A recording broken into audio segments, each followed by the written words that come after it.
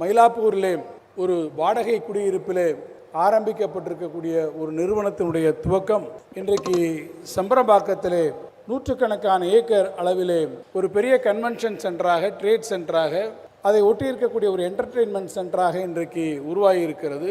பல்வேறு கல்வி நிறுவனங்களாக உலகளாவிய அளவில் எல்கேஜியில் இருந்து இன்றைக்கு ஆரம்பித்து பல்கலைக்கழகங்கள் வரை ஆல் அண்டர் ஒன் ரூஃப் என்று சொல்வார்கள். அதை போல எல்லோரும் ஒரு ஆலமரத்தின் கீழே உருவாக்கக்கூடிய அளவிற்கு ஒரு பெரிய ஆலமரமாக இந்த நிறுவனங்களை உருவாக்கி நம்முடைய கணேஷ் அவர்கள் இன்றைக்கு பெருமை சேர்த்திருக்கிறார்கள். தமிழ்நாட்டினுடைய வளர்ச்சியை அவர் குறிப்பிடுகிற போது அவர் இன்றைக்கு இரட்டை இலக்க வளர்ச்சியை உருவாக்கி இருக்கிறது என்று சொன்னார். நம்முடைய மாண்புமிகு முதலமைச்சருடைய முன்னெடுப்புகளால் இந்த வளர்ச்சிக்கு பின்னாலே எது அமைந்திருக்கிறது என்று சொன்னால் தமிழ்நாட்டினுடைய உள்கட்டமைப்பு வசதிகள் உருவாகி இருக்கிறது. அந்த உள்கட்டமைப்பு வசதிகளை உருவாக்குவதில் நம்முடைய மாநில அரசுக்கு எந்த அளவிற்கு பங்களிப்பு இருக்கிறதோ அதே போல தனியாருக்கும் அந்த பங்களிப்பு மிக அவசியமான ஒன்றாக இருக்கிறது. அந்த பங்களிப்பில் எடுத்துக்காட்டான வகையிலே இன்றைக்கு வேல்ஸ் நிறுவனம் இவற்றிலே முதலீடுகளை செய்து உருவாக்கி இருப்பது தமிழ்நாட்டினுடைய தொழில் வளர்ச்சிக்கு பலருக்கும் வேலை வாய்ப்புகளை உருவாக்கி தரக்கூடிய ஒரு நிலையை இன்றைக்கு தந்திருக்கிறது.